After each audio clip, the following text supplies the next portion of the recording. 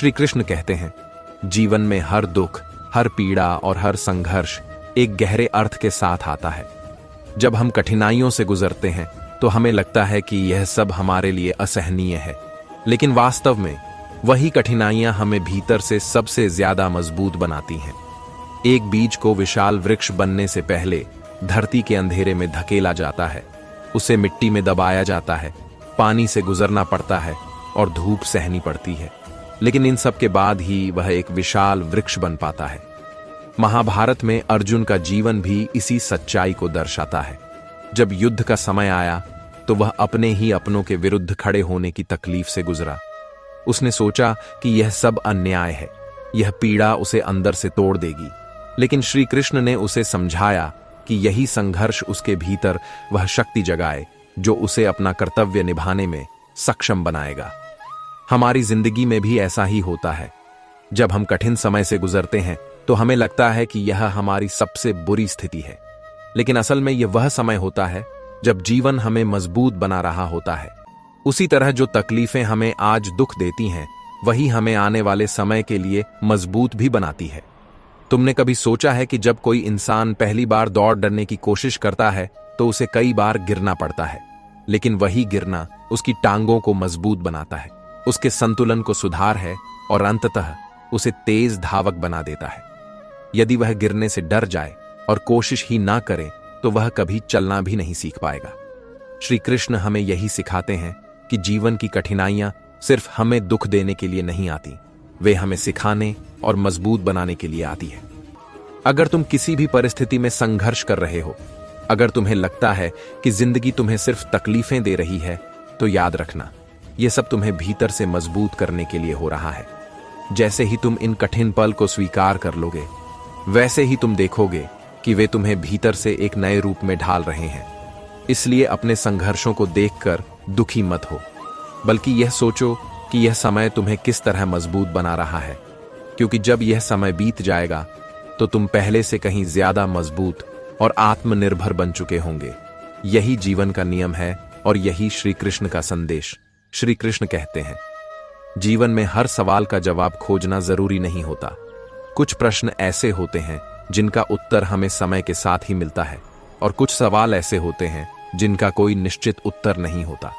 जब हम हर चीज का जवाब ढूंढने लगते हैं तो हमारा मन बेचैन हो जाता है, और यही बेचैनी हमें दुख देती है।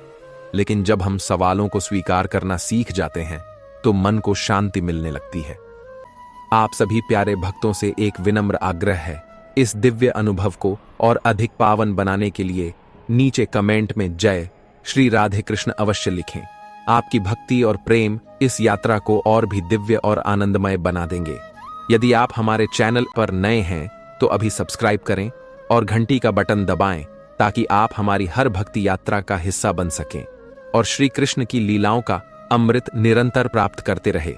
तुमने कभी आसमान को देखा है? जब बादल घने होते हैं तो हमें यह जानने की जल्दी होती है कि बारिश कब रुकेगी, लेकिन अगर हम बस बादलों को देखने का आनंद लें और यह स्वीकार कर लें कि बारिश अपनी मर्जी से आएगी और जाएगी, तो हमारा मन शांत हो जाता है। यही जीवन के सवालों के साथ भी होता है। अगर हम हर चीज को तुरंत समझने की कोशिश करेंगे तो हम अपने मन को और ज्यादा उलझा लेंगे, लेकिन जब हम जीवन की अनिश्चितताओं को स्वीकार करना सीख लेते हैं तो धीरे धीरे उत्तर खुद हमारे पास आने लगते हैं। एक बच्चा जब छोटा होता है तो उसे बहुत से सवाल होते हैं। आसमान नीला क्यों है? रात को अंधेरा क्यों होता है? समय के साथ उसे कुछ सवालों के जवाब मिल जाते हैं और कुछ सवालों का जवाब उसे खुद ही समझ आने लगता है। लेकिन अगर वह हर चीज का जवाब उसी पल मांगने लगे तो क्या संभव है? नहीं, क्योंकि कुछ बातें अनुभव से समझ आती हैं। हमारे जीवन में भी कई बार ऐसा होता है कि हम किसी घटना का कारण तुरंत जानना चाहते हैं। हम सोचते हैं कि क्यों ऐसा हुआ या क्यों मेरे साथ ही यह हुआ, लेकिन हर सवाल का जवाब उसी समय नहीं मिलता। कभी कभी जीवन हमें इंतजार करना सिखाता है। अगर कोई किसान यह सवाल करने लगे कि बीज बोते ही पौधा क्यों नहीं उग रहा, तो वह परेशान हो जाएगा। लेकिन अगर वह धैर्य रखे और प्रकृति पर विश्वास करे तो एक दिन वही बीज एक सुंदर पेड़ में बदल जाएगा। हमारी तकलीफों और उलझनों का भी यही हाल होता है। अगर हम हर चीज का उत्तर पाने के लिए बेचैन हो जाए तो हम अपने मन की शांति खो देंगे। लेकिन अगर हम बस यह स्वीकार कर लें कि कुछ सवालों का उत्तर समय के साथ मिलेगा, तो हम भीतर से शांति का अनुभव करने लगेंगे। तुम्हें अपने जीवन में कोई भी कठिन सवाल परेशान कर रहा हो तो उसे जरूर सोचो, लेकिन जब तुम्हें जवाब ना मिले तो उसे जबरदस्ती खोजने की कोशिश मत करो। बस उसे स्वीकार करो और आगे बढ़ते रहो। जब सही समय आएगा तो उत्तर खुद तुम्हारे सामने आ जाएगा। यही श्री कृष्ण का संदेश है। हर सवाल का जवाब उसी पल खोजना जरूरी नहीं, बस जीवन की धारा को समझना और उसे स्वीकार करना ही सबसे बड़ी शांति है। श्री कृष्ण कहते हैं, शांति बाहर की दुनिया में नहीं बल्कि हमारे भी भीतर है। जब हम अपने मन में पुराने बोझ, पछतावे और नकारात्मक भावनाओं को पकड़े रहते हैं तो हम कभी सच्ची शांति महसूस नहीं कर सकते। लेकिन जब हम खुद को और दूसरों को माफ करना सीख जाते हैं तो मन हल्का हो जाता है और भीतर से एक असीम शांति का अनुभव होता है।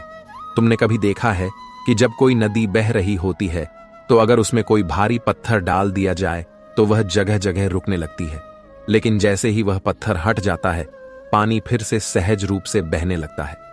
ठीक इसी तरह हमारे मन में भी जब तक शिकायतें, पछतावा और क्रोध भरे रहते हैं तब तक हमारा जीवन भी रुकावट से भरा रहता है।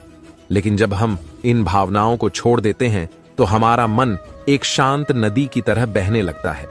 कई बार हम दूसरों की गलतियों को पकड़कर बैठे रहते हैं। हमें लगता है कि जब तक वे माफी नहीं मांगेंगे तब तक हम उन्हें माफ नहीं करेंगे। लेकिन सोचो, इससे नुकसान किसका हो रहा है? अगर कोई व्यक्ति तुम्हें एक जलता हुआ कोयला दे और तुम उसे हाथ में पकड़कर रखो तो जलना किसे पड़ेगा? तुम्हें ही ना, कि उस व्यक्ति को जिसने तुम्हें वह कोयला दिया था। ऐसा ही क्रोध और शिकायतों के साथ होता है। जब हम किसी को माफ नहीं करते तो असल में हम खुद को ही कष्ट दे रहे होते हैं। हमारे मन में एक बोझ बना रहता है और यह बोझ हमारी शांति छीन लेता है। लेकिन जब हम माफ कर देते हैं तो यह ऐसा होता है जैसे हम जलता हुआ कोयला छोड़ दें। तभी हमें सच्ची शांति का अनुभव होता है। खुद को माफ करना भी उतना ही जरूरी है। कई बार हम अपने ही फैसलों को लेकर पछतावे में जीते हैं। हम सोचते हैं कि काश मैंने ऐसा ना किया होता या मुझसे यह गलती क्यों हो गई। लेकिन अगर हम बीते हुए समय को बदल ही नहीं सकते तो उस पर पछतावा करना हमें सिर्फ और तकलीफ देगा। जब तक हम खुद को माफ नहीं करेंगे तब तक हम उस मानसिक बोझ से बाहर नहीं निकल पाएंगे। अगर कोई पक्षी उड़ना चाहता है लेकिन अपने पंखों पर भारी बोझ बांध ले तो क्या वह कभी ऊंचाई तक पहुंच पाएगा? नहीं, क्योंकि वह बोझ उसे नीचे खींचेगा। उसी तरह जब तक हम अपने भीतर भरे पुराने दुख, पछतावे और नाराजगी को नहीं छोड़ते तब तक हम अपने जीवन में आगे नहीं बढ़ सकते। श्री कृष्ण हमें यही सिखाते हैं कि शांति किसी बाहरी स्थान, व्यक्ति या परिस्थिति में नहीं होती। यह सिर्फ तब मिलती है जब हम अपने मन को उन भावनाओं से मुक्त कर लेते हैं जो हमें नीचे खींचती हैं। जब तुम खुद को और दूसरों को माफ कर दोगे तो तुम्हें किसी और चीज की तलाश नहीं करनी पड़ेगी, क्योंकि शांति तुम्हारे भीतर ही प्रकट हो जाएगी। हर अनुभव जो जीवन में आता है वह कोई ना कोई संदेश लेकर आता है। जब कोई कठिनाई सामने आती तो हम उसे दुर्भाग्य मानते हैं, लेकिन समय के साथ एहसास होता है कि वही हमें बेहतर बनाने के लिए आई थी। जैसे बीज को धरती के भीतर दबकर अंधकार सहना पड़ता है, तभी वह विशाल वृक्ष बन पाता है। जीवन की हर परिस्थिति हमें कुछ सिखाने के लिए आती है। उसे समझने वाला व्यक्ति कभी निराश नहीं होता। मन जितना मुक्त होगा, जीवन उतना ही आनंदमय लगेगा। हम अक्सर बीती बातों और भविष्य की चिंताओं में उलझे रहते, जिससे वर्तमान का सुख खो जाता है। जैसे बहता हुआ जल ही निर्मल रहता है, वैसे ही जो व्यक्ति अपने विचारों को बंदिशों से मुक्त कर देता है वह भीतर से हल्का महसूस करता है। पुरानी घटनाओं को पकड़कर रखने से केवल बोझ बढ़ता है, लेकिन उन्हें जाने देने से जीवन सरल हो जाता है। हर व्यक्ति अपने दृष्टिकोण से जीवन को देखता है, इसलिए हर किसी की सोच अलग होती है। यदि हम यह अपेक्षा करें कि सब हमारी तरह सोचें और समझें तो केवल दहक ही मिलेगा।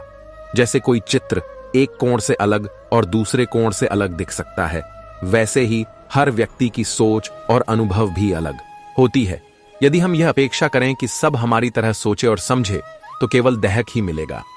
जो इसे स्वीकार कर लेता है उसे जीवन सरल लगने लगता है।